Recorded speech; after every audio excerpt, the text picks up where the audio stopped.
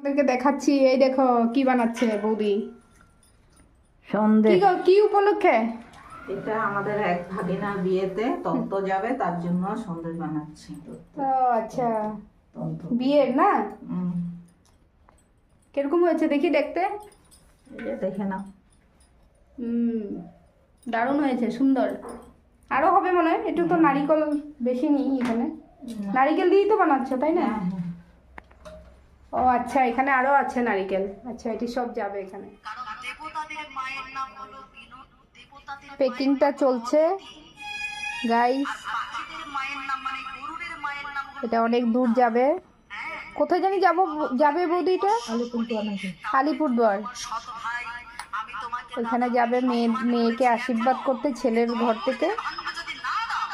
তো দেখো কি সুন্দর লাগছে। আর তো